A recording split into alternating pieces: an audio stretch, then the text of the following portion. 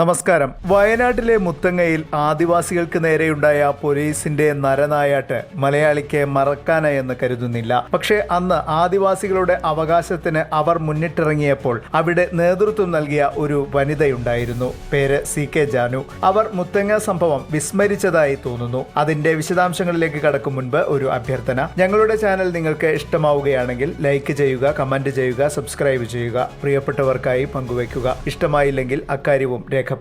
നിങ്ങളുടെ പിന്തുണ മാത്രമാണ് ഞങ്ങളുടെ പിൻബലം. കേരളത്തിൽ ആദിവാസികൾ പട്ടിണി കൊണ്ട് മരിച്ചത് നമ്മുടെ ചരിത്രത്തിൽ രേഖപ്പെടുത്തിയത് നൂറ്റാണ്ടുകൾക്ക് മുൻപൊന്നുമല്ല.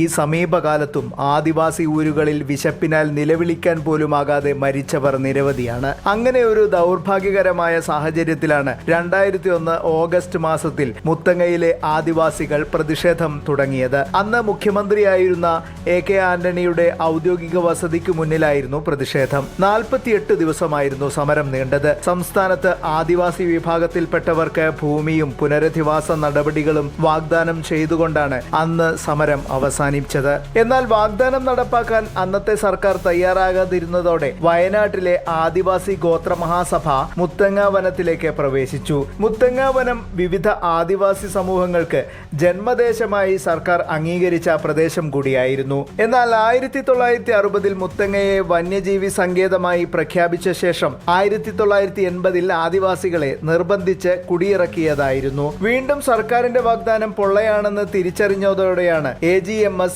മുത്തങ്ങ വനത്തിന് മേലെയുള്ള തങ്ങളുടെ പരമ്പരാഗത അവകാശം ഉറപ്പിക്കാൻ നടപടിയെടുത്തത്. 2003 ഫെബ്രുവരി 19 മുത്തങ്ങ വന്യജീവി സങ്കേതത്തിൽ കുടിൽ കെട്ടി താമസം ആരംഭിച്ച 100 കണക്കിന് ആദിവാസി കുടുംബങ്ങളെ ഒഴിപ്പിക്കാൻ കേരള പോലീസും വനം വകുപ്പും ചേർന്ന് നടപടി സ്വീകരിച്ചത്. അന്ന് രാവിലെ AGMS സ്ഥാപിച്ച ചെക്ക് പോസ്റ്റ് പൊളിച്ചു നീക്കി പോലീസ് ഉൾപ്പെടെയുള്ളവർ കാണിച്ച നരനായാട്ട് മനസാക്ഷിയുള്ളവർക്ക് മറക്കാനായിട്ടില്ല. പിൻവാങ്ങാൻ തയ്യാറാകാതിരുന്ന സ്ത്രീകളും കുട്ടികളും ഉൾപ്പെടെയുള്ളവരെ ഏത് വിധേനയാണ് അന്ന് കൈകാര്യം ചെയ്യപ്പെട്ടതെന്ന് രേഖകൾ പറയുന്നുണ്ട്. എന്നാൽ സംഘർഷത്തിനിടെ AGMS ഒരു പോലീസ് ഉദ്യോഗസ്ഥനെയും ഫോറസ്റ്റ് ഓഫീസറെയും പിടികൂടിയത് സംഘർഷത്തിന്റെ വ്യാപ്തി വർദ്ധിപ്പിക്കുകയും തുടർന്ന് വെടിവെപ്പിലേക്ക് കാര്യങ്ങൾ എത്തിക്കുകയും ചെയ്തു. അന്ന് നേതാക്കളായി അവരോധിക്കപ്പെട്ടവരാണ് CK ജാനു, M ഗീതാനന്ദൻ എന്നിവർ.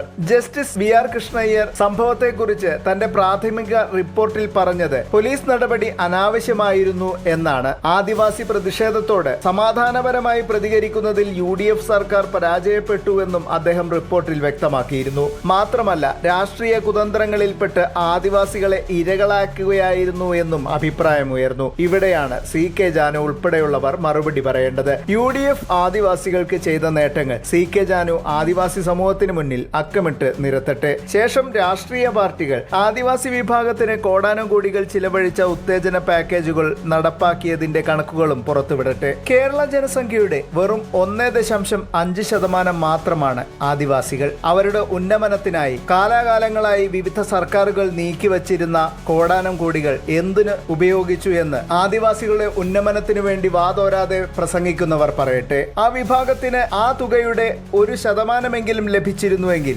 ആദിവാസികൾക്ക് ഇന്ന് ഈ കാണുന്ന ദുരിതങ്ങളൊന്നും ഉണ്ടാകുമായിരുന്നില്ല. ഇത്തരം കാര്യങ്ങൾ മറന്നുകൊണ്ടാണ് CK ജാനു ഉൾപ്പെടെയുള്ളവർ തങ്ങളുടെ നിക്ഷിപ്ത രാഷ്ട്രീയ താല്പര്യങ്ങൾക്ക് വേണ്ടി ആദിവാസികളെ ഒറ്റുകൊടുക്കുന്നത്. മറ്റൊരു വീഡിയോയുമായി വീണ്ടും വരാം. നന്ദി, നമസ്കാരം.